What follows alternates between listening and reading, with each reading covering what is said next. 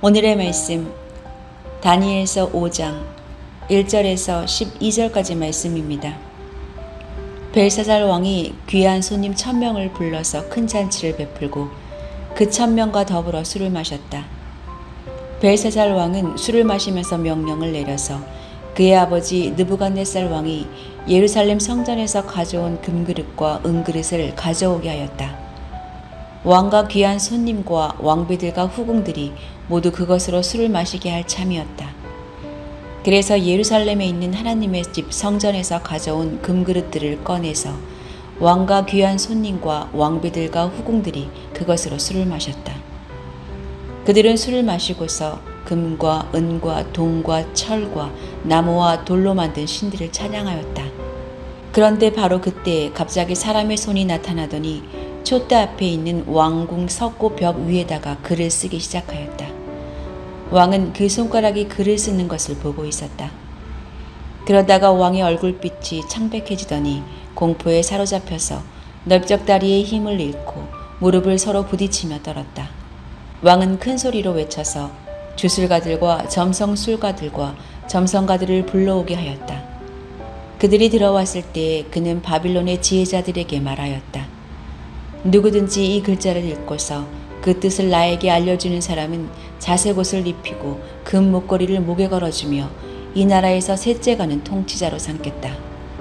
왕궁 지혜자들이 모두 나왔으나 아무도 그 글자를 읽는 사람이 없었고 그 뜻을 왕에게 알려주는 사람도 없었다. 벨사살 왕은 크게 낙심하여 얼굴빛이 변하였고 손님들도 당황하였다.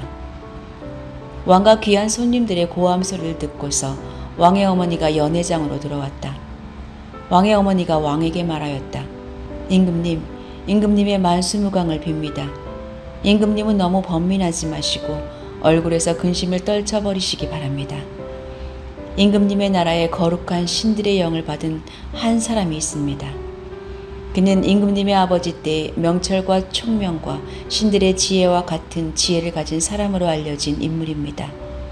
임금님의 아버지 느부갓네살 왕께서는 그 사람을 마술사들과 주술가들과 점성술가들과 점성가들의 우두머리로 세우셨습니다. 그의 이름은 다니엘입니다. 그에게는 탁월한 정신이 있어서 지식과 꿈을 해몽하는 총명이 있어서 수수께끼도 풀었고 어려운 문제도 해결했습니다. 느부갓네살 왕은 그의 이름을 벨드사살이라고 부르셨습니다. 이제 다니엘을 불러보십시오. 그러면 그가 그 글자를 풀어서 임금님께 알려드릴 것입니다.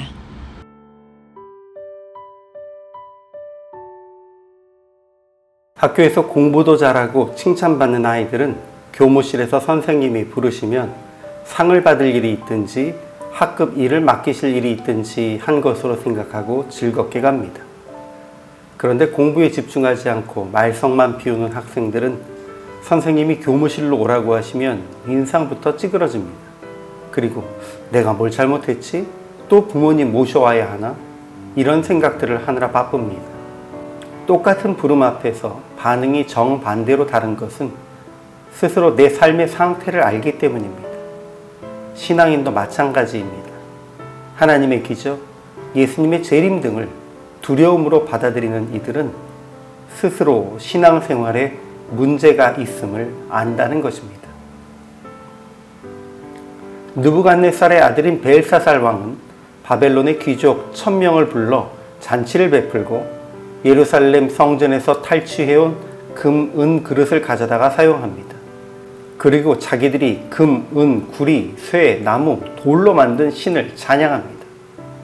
그러나 이때 큰 사람의 손가락들이 나타나 왕궁 석회벽에 글씨를 썼는데 왕은 이를 보면서 크게 놀라며 떨었습니다. 더구나 왕이 그 글을 해석하는 자에게는 자주색 옷과 금사슬 그리고 나라의 셋째 통치자 자리를 주겠다고 했지만 지혜자들 누구도 그 글을 읽고 해석하는 자가 없었습니다. 그리고 이때 왕비가 들어와 다니엘이라면 이것을 해석할 수 있다며 부르도록 권합니다. 바벨론을 위대하게 만든 느부갓네살을 이어서 왕이 된 벨사살은 통치보다는 향락에 집중하는 사람이었습니다. 더구나 그 아버지가 이스라엘의 하나님을 유일한 신으로 섬기지는 않았으나 존중한 것과는 달리 자기들의 우상들은 자랑하면서 하나님 성전의 그릇들을 잔치의 도구로 사용하는 등 하나님을 업신여기는 모습도 보였습니다. 이 한 가지 사건 때문은 아니겠으나 하나님은 이 일을 계기로 큰 손으로 그들 앞에 당신의 계획을 기록하여 놀라게 하셨습니다. 이것을 바라본 왕과 귀족들은 덜덜 떨며 두려워했고 왕궁의 지혜자들은 여전히 아무것도 해석하지 못하는 무능함을 보였습니다. 그들 스스로 자기 삶의 문제를 알고 있었기에 그렇게 두려워한 것입니다. 만일 스스로 바른 일을 하고 있다고 생각했다면 벽에 기록된 글을 신의 축복으로 보고 기뻐했을 것입니다. 그러나 그들이 무릎이 떨릴 정도의 공포를 느낀 것은 스스로 잘못하고 있다는 것을 알았기 때문입니다. 비록 악한 이들이 당장의 향락이 즐거울지라도 이것이 옳지 않은 일이라는 것은 스스로가 알고 있다는 것입니다. 말세와 예수님의 재림 소식을 들으면서 기쁨이 아닌 두려움을 느끼는 문제 있는 신앙인의 모습을 버리고 오늘 주께서 내 앞에 서서 부르셔도 기쁘게 답할 수 있는 그런 믿음의 사람이 될 수 있기를 소망합니다.